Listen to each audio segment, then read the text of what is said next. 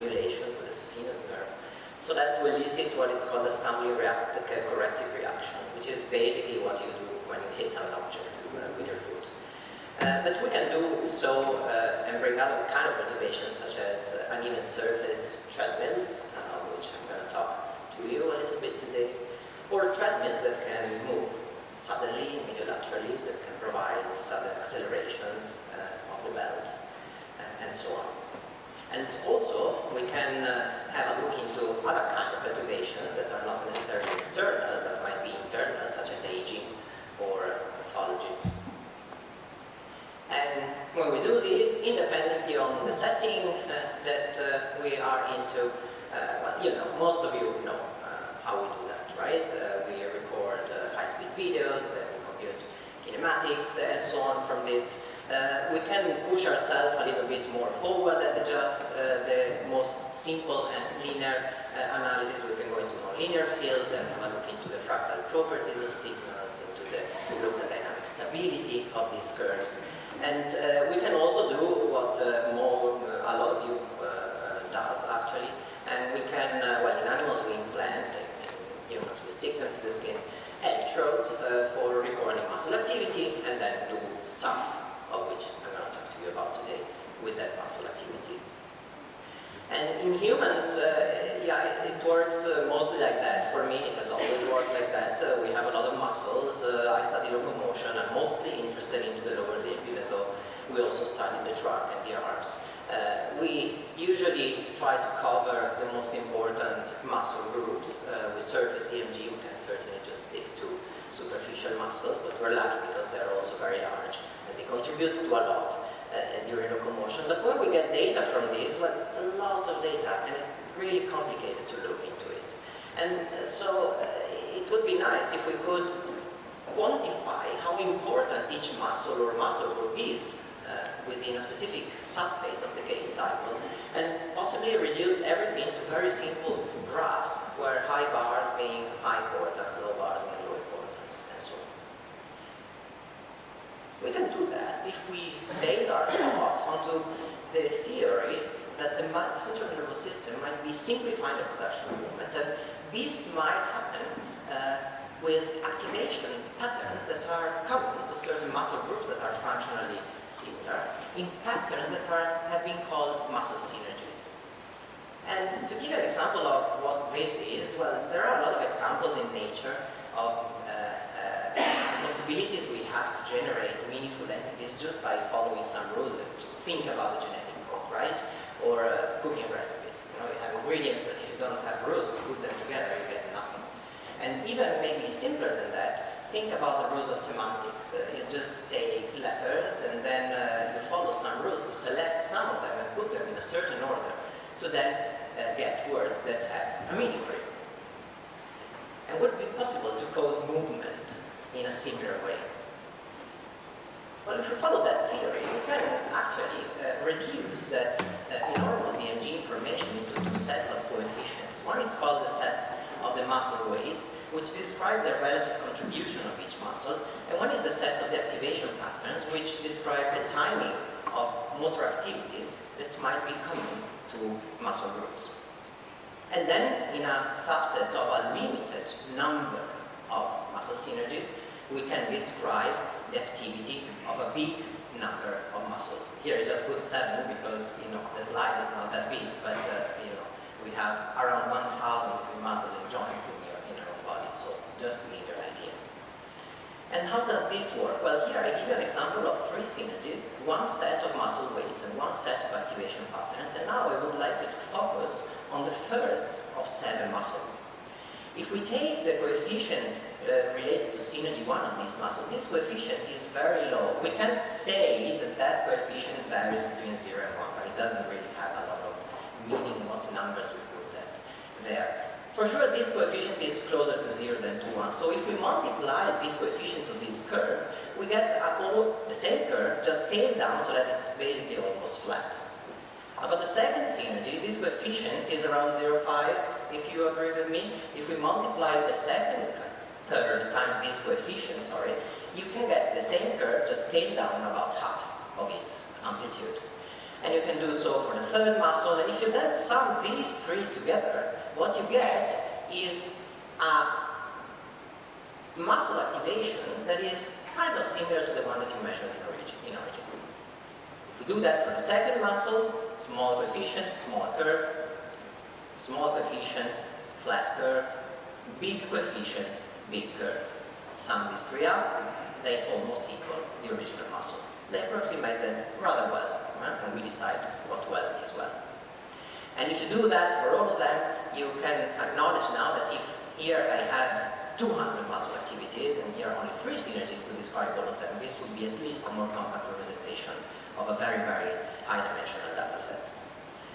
And there are ways of doing this. There are algorithms, but what's maybe more important for you is that I wrote an R package to do that, so without you needing to know all of it, but with the possibility for you to know all of it, because it's an open source and freeware R package, so feel free to get in touch if you want to know more. But during my PhD at the Università, I asked myself, how are then synergies modulated when we apply perturbations to locomotion? And here I'm trying to give you an overview of that. So when we have people running or walking, this is in particular running, but it doesn't really matter, they are very similar to locomotion modes. We get from, in our case, those 13 muscles that I showed you before, 4 synergies. One synergy describes the weight acceptance. We can put this into pictures, so right when the foot is coming in contact with the ground. The second describes the propulsion phase, so when the foot is pushing off to start the swing phase, which is then divided into 2 main sub-phases, the early and the late swing. And this is what these synergies describe. And if you think about it, here you see a lot of columns that are either very low or very high. And in the first synergy, the higher columns, if you then can decode these little acronyms there, are the muscles of the quadriceps, so the knee extensors, which I hope you agree with me are very important for the acceptance of the weight right after the touchdown. And here, it should be no surprise that these high columns correspond to the plantar flexors, gastromedialis, lateralis, soleus, peroneus, and so on. And actually that's it, not so on. And the early swing is mostly dominated by the tibiali anteriors, the anterior that does that dorsiflexion, that inflection that's necessary to create the ground clearance that we need to initiate the swing phase. And then again, here you read that the semitendinosus and the biceps femoris as the 2 hamstrings, 2 of the hamstrings are important to stop the leg before the next touchdown. But whenever we look into this, we see that when we apply perturbations, I hope you agree with me that there is some sort of temporal modification of the activation patterns, while the muscle weights stay largely unchanged. And these modifications are, in a paradigmatic way, these. We have a shift earlier in time of the so-called center of activity, so the center of mass of the activation patterns, and they become wider. It means they last longer with respect to the duration of the gait cycle. And this is a typical hallmark of perturbed locomotion. We can do even other stuff, so if we take data from other kind of perturbations that are still external, we can have a look into the characteristics of the width and the center of activation of these activation patterns, but also plot the activation patterns in their own space, in their own multidimensional space. The activation pattern of synergy 1 versus synergy 2 versus synergy 3. Of course, I have to stop to 3 here to be able to show it to you. So that in a space that is the space of synergistic activations, we can have some sort of cyclic movements which correspond to locomotor activity. And when we analyze the properties of these 4D space, because we have 4 synergies, what we see is that, well, first of all, this widening is confirmed again and again and again, independently of what kind of perturbation we administer.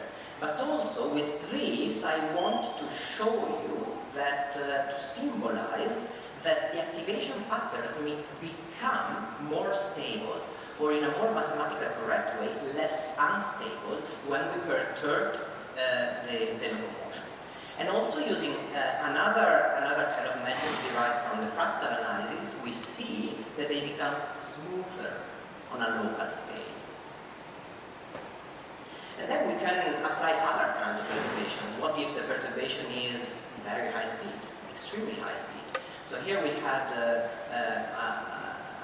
few very talented athletes, or national level Japanese athletes that could run 100 meters below 11 seconds. Funnily enough, they were all students of that university. And here I had to represent the muscle weights in a slightly different manner because you see we tested 6 speeds with them. So the lighter the color, the higher the speed. So let me go a little bit into detail to show you just 2 synergies so that it doesn't become too complicated.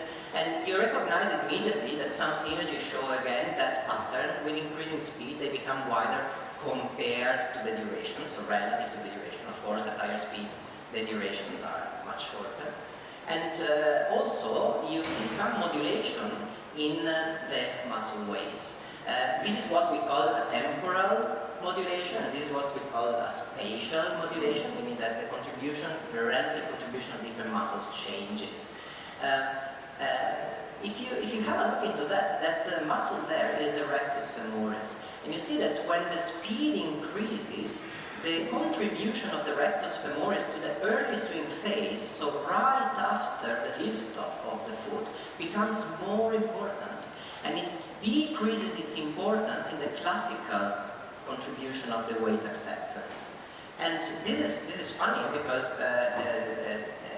when I ask students, they can hardly reply to ask what is the reason for this. And the rectus femoris is a very special muscle of the quadriceps because it's a biarticular muscle. It has 2 functions basically.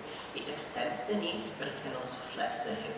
And here we can see by using the muscle synergies in a very simple but not simplistic way that the rectus femoris contribution is more and more with the speed that of a hip flexor rather than the classical knee extensor.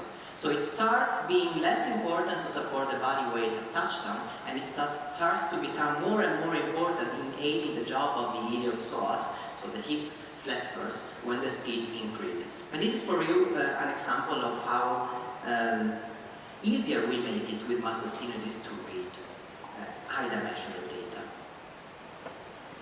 And again, as you suspected already, especially by looking at this synergy, there is a widening with speed, where in this case the perturbation in green is very fast speed, and there is a smoothening of the activation patterns.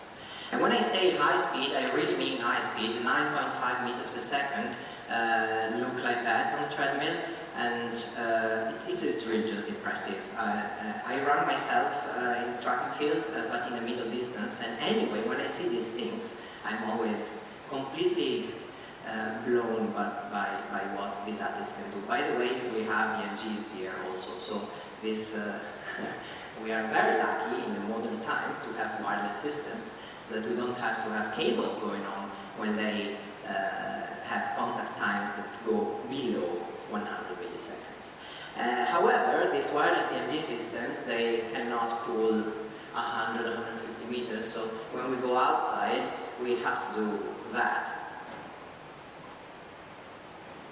and follow the athletes with a motorbike, otherwise we lose the signal. And that, by the way, was the professor Masaki Ishikawa behind a student with the wireless system on the backpack. When we go into maybe older adults, and now I wrote here internal perturbation because I think we can agree that aging can be described as a source of internal perturbations. And we look again into this multidimensional space of muscle activation patterns, we see again the same thing. A widening of these activation patterns and a reduced instability, so an increased stability of the activation patterns over time. And here I cannot show you videos or photos, but we also had a look into patients, in this case multiple sclerosis, the widening that you might already start suspecting whenever you see this data is indicated in those ellipses there, and in fact even statistically, and by the way I'm not showing you the data because I don't want to bore you too much, but this is all of course statistically proved. They, in general, but not everywhere, become activated earlier in time and wider, so they last longer. And so I started asking myself, why? Because until here, this is all pretty much the script, right? I'm telling you what I see in some sort of biomarkers, but I'm not really telling you why. I'm showing you the strategy, but I'm not telling you the mechanism. And we know, we can start from there, that when we have to deal with perturbations, we need some sort of sensory feedback to cope with them, otherwise we fall. And we also know that this sensory feedback physiologically declines with aging and with many pathologies. So could it be that the modulations I talked to you about in the past 17 minutes, 31 seconds are of sensory origin?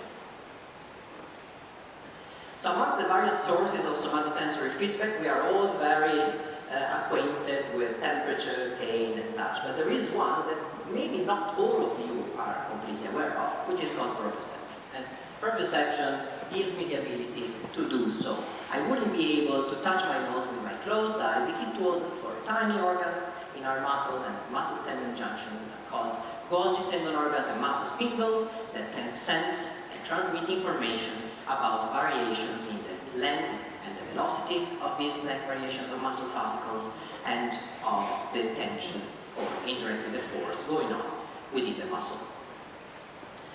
And here we start diving into animal studies, because that's the point where human studies become limited. And we replicated the very same treadmill that you saw in one of the videos before that can administer mediolateral perturbations. You see it especially in the top mirror that this is happening, and give sudden accelerations of the belt.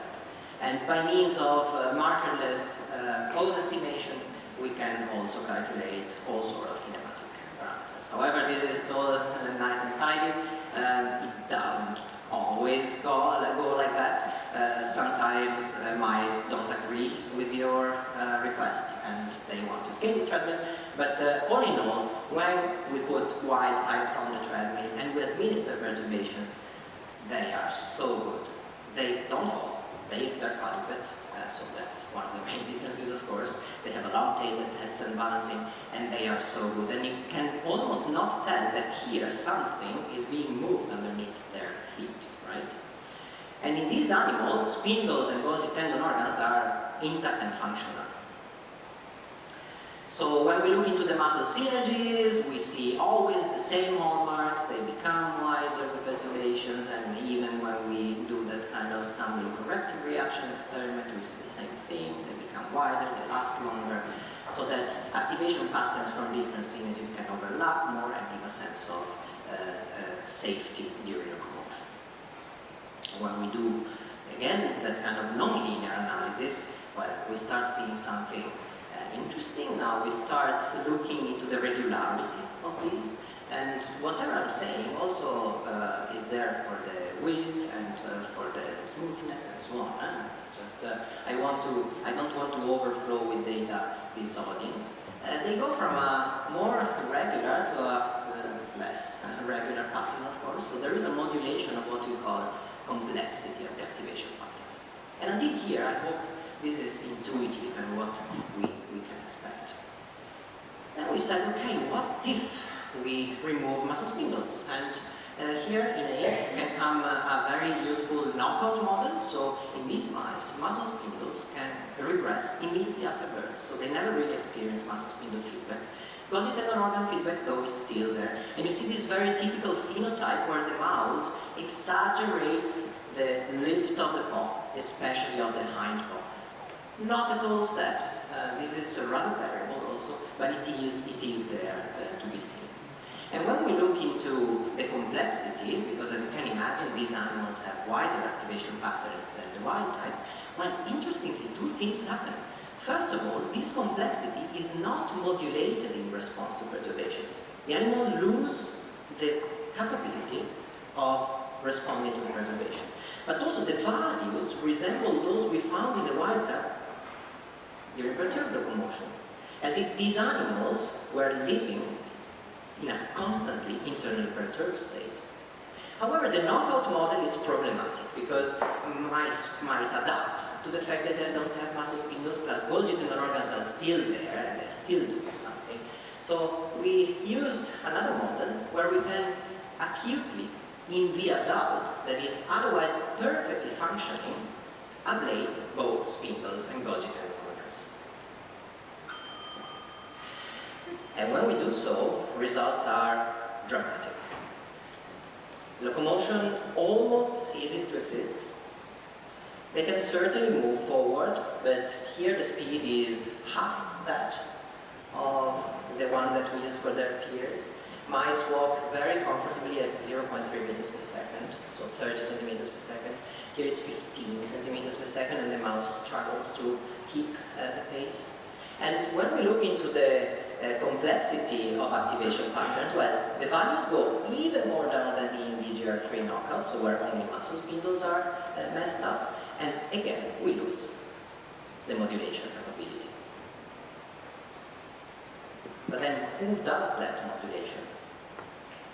So we planned a simple experiment where we wanted to do two things: to block with a surgical lesion the information that goes to the brain from proprioceptors, leaving all the local reflex circuits intact. You do that by cutting the spinal cord in the dorsal column, which is the blue part. The red part is the corticospinal tract. In mouse, the corticospinal tract is that location, differently from human. You cut there, and then you check that you killed those axons, those neurons that bring information up. But all the rest of the cells are still working. And what we saw when we put these mice on the treadmill was nothing. They were doing it, no problem.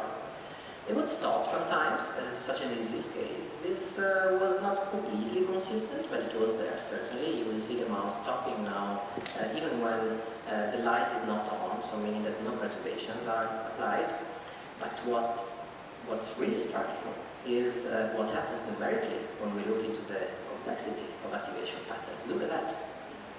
There is loss of modulation, but the values resemble those that we found pre-surgery. So these mice completely lost the understanding that they are in a perturbed environment, and they cannot respond to perturbation because of that.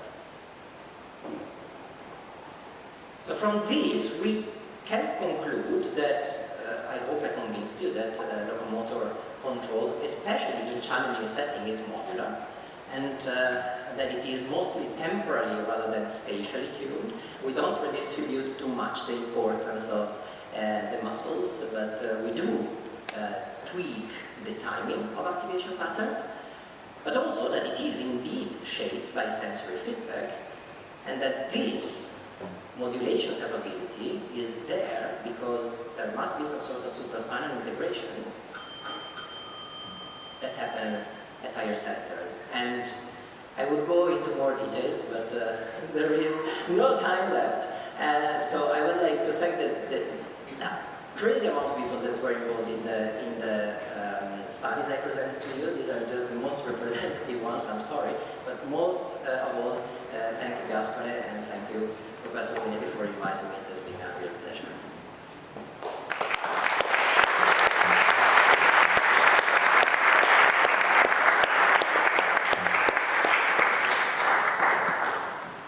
Grazie veramente. Per la volta prossima facciamo andare avanti sull'altra parte di analisi. Domande dall'audience. Difficile questa, eh?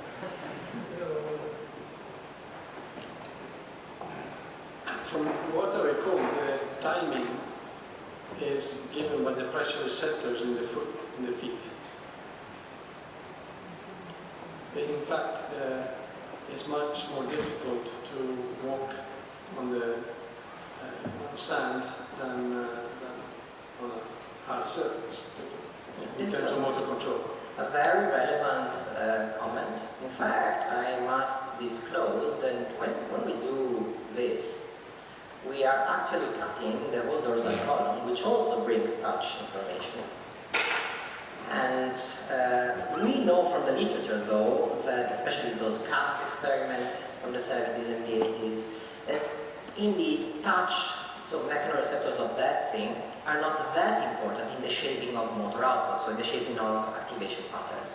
So we can be sure of that. But even though we all agree that if we tape the paws of a dog, the dog has to adapt to that. And it's very funny to read that. To go around this, we are devising a new experiment, which is not as dirty as surgeries are.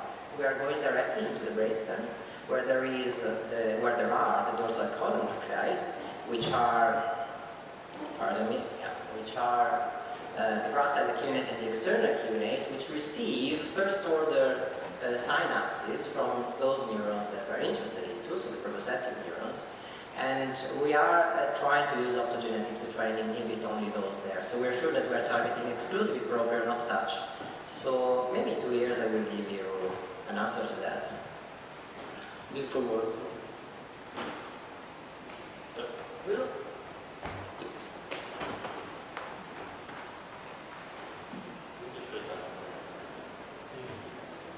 Okay.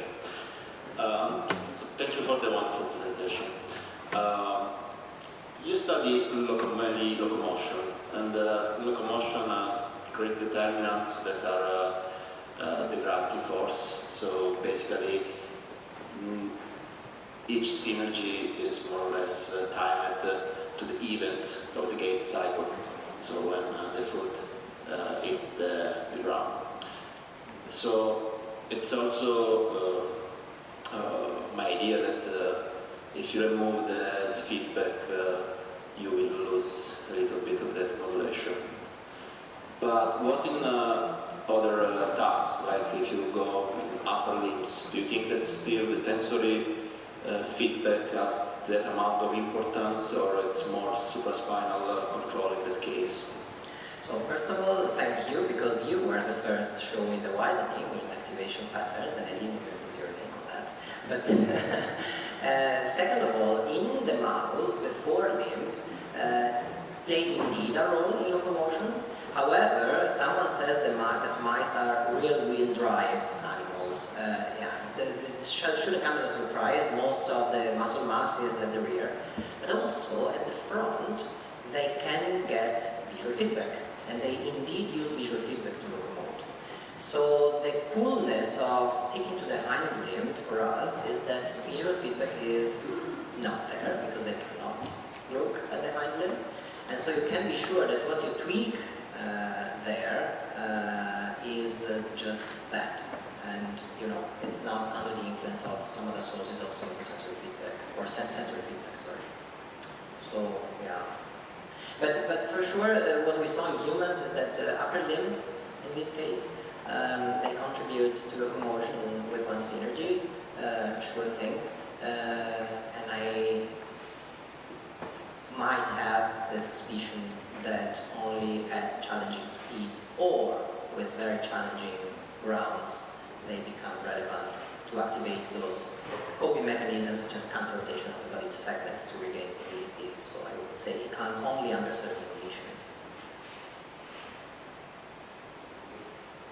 Just a curiosity on mine, because I noticed in the first slide of yours that you were mentioning both the factor dimension, I guess, and the diagonal of index.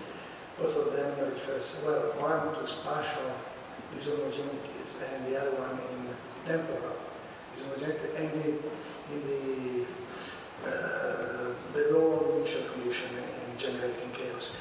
But I didn't see how you refer to those two variables then in the rest of your talk. So I was wondering whether you've used those. So for the Lyapunov, we used the maximum Lyapunov exponent. So yeah, just to say it briefly, when we have two trajectories that are close, if, as the professor change the initial conditions between those two trajectories, so slightly perturb those two trajectories, they will diverge in different ways that are not predictable, or almost not predictable, over time.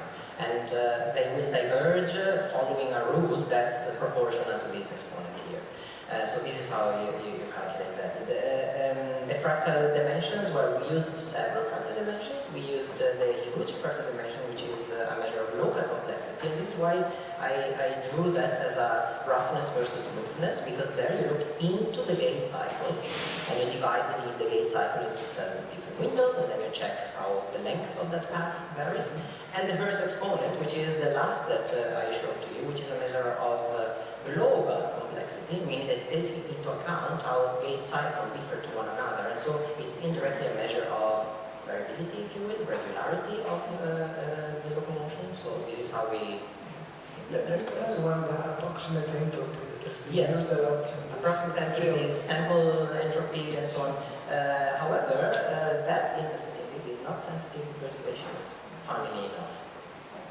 So in hardware, you can estimate between Yes. young and old people.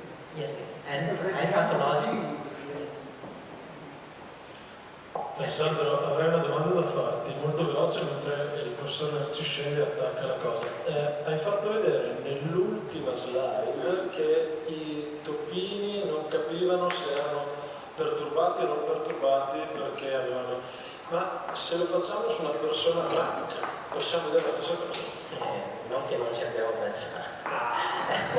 Che viene da Milan, quindi abbiamo un disclosure comune, Però entrano in gioco chiaramente altri meccanismi sui quali non abbiamo il controllo, e questo è anche uno dei motivi per i quali ho preferito mantenere la mia strada sull'animal research, dove posso essere un po' più accurato, purtroppo dovendo lavorare con 4 gruppi. Grazie mille.